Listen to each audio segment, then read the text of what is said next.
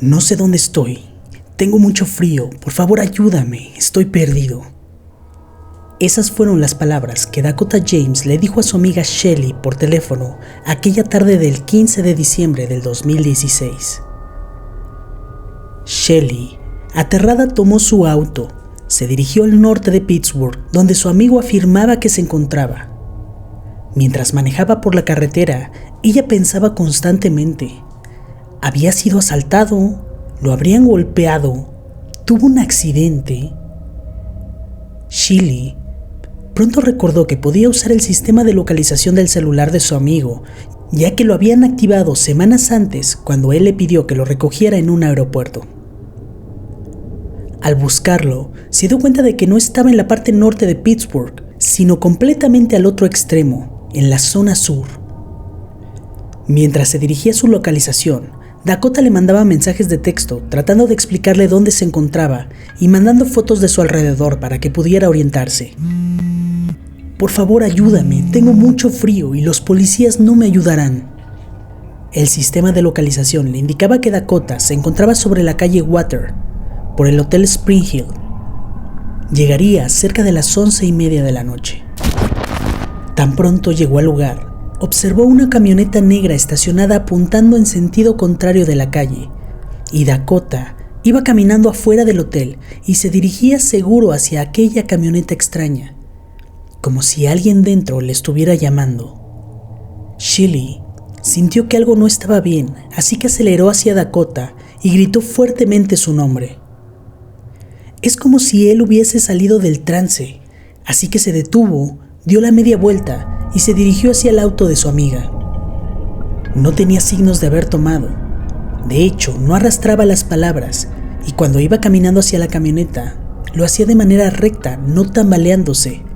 Sin embargo, por su comportamiento, había algo que no estaba bien. Parecía que había tomado alguna clase de droga. Se notaba confundido, temeroso, y no paraba de llorar. ¿Qué pasó?, le preguntó Shelly. ¿Estás bien? Pero él se negaba a hablar. Solo quería salir de ahí.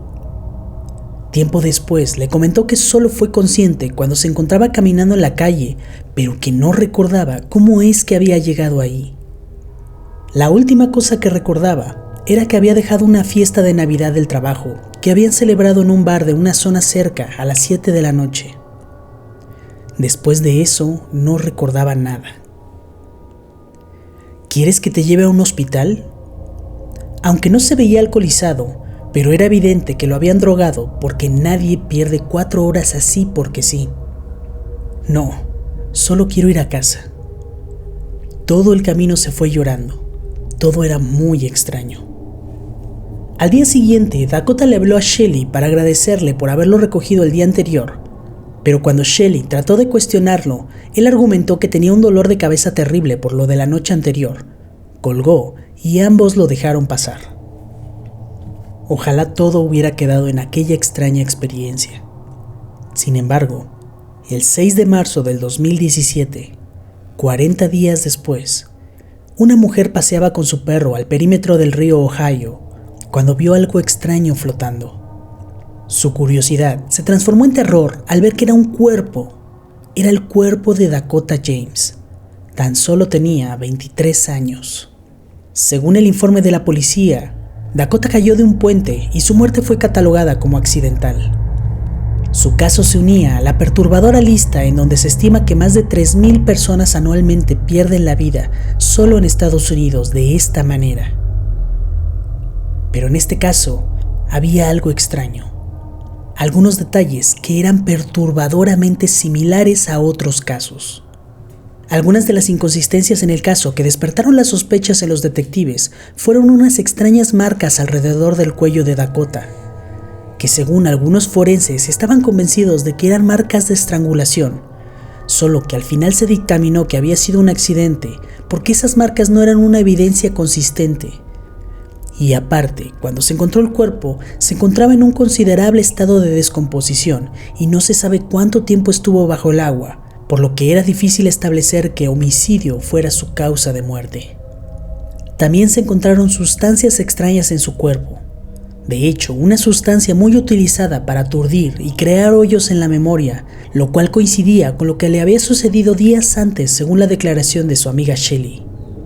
También se hizo un cargo a su tarjeta de crédito 2 días después de la fecha que se cree que Dakota había caído del puente.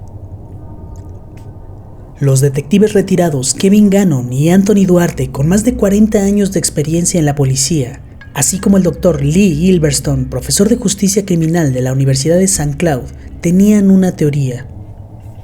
Ellos afirmaban que muchos de estos casos podrían estar conectados, ya que muchas de las personas encontradas eran hombres blancos, jóvenes en edad universitaria, atléticos e inteligentes, y muy populares en sus respectivos colegios, y todos fueron vistos por última vez saliendo de bares o fiestas.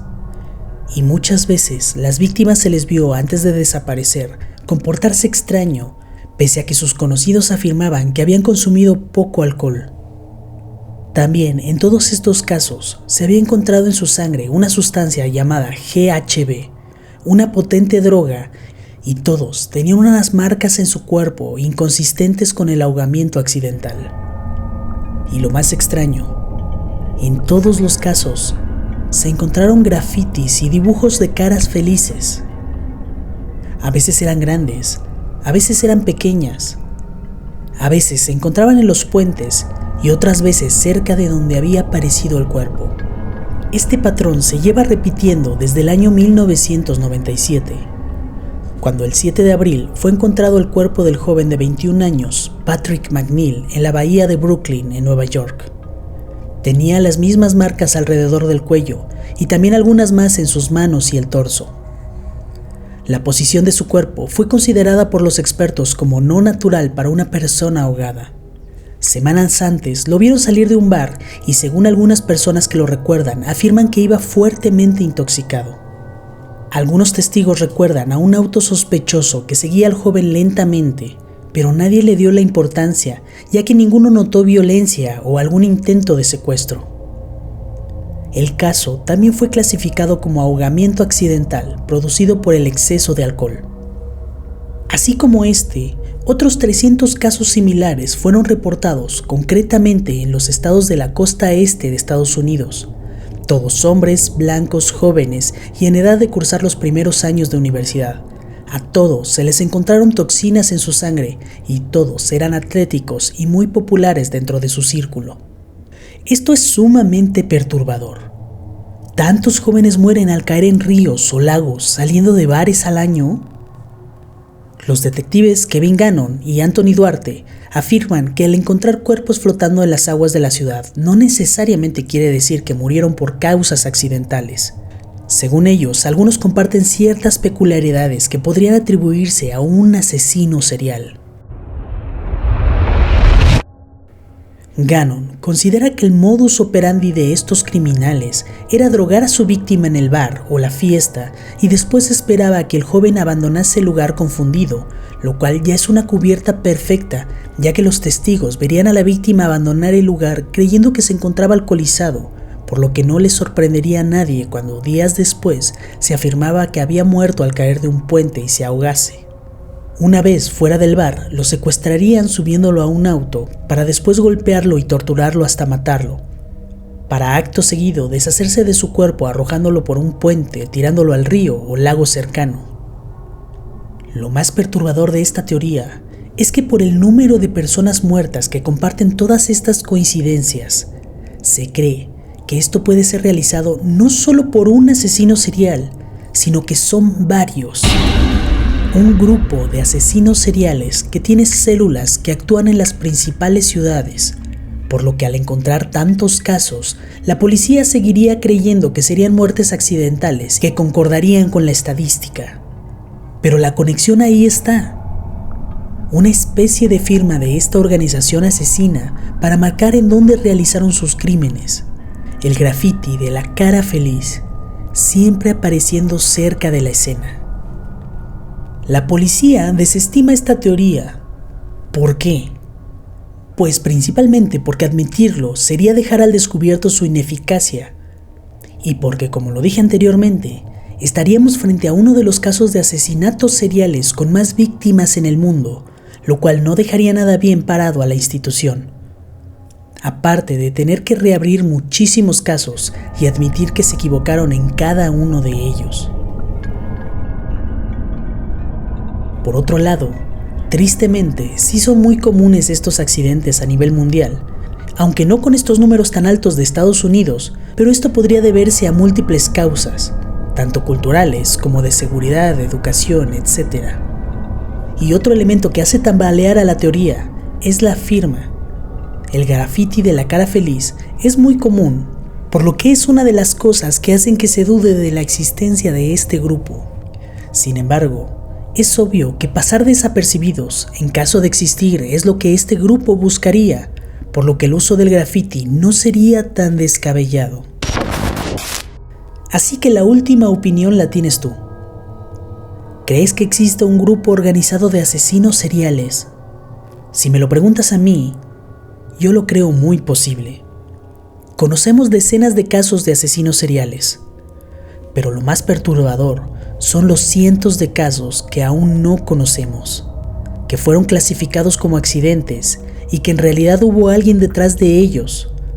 O peor aún, los miles de casos de asesinatos en los que aún no se encuentran a las víctimas y que tal vez nunca se encontrarán. Si te gustó el video, regálame un super like y por favor no olvides suscribirte y activar la campanita para que YouTube te recuerde cuando suba un video nuevo. Vamos a hacer crecer esta comunidad de amantes del terror y las historias oscuras. Muchísimas gracias y muy buenas noches.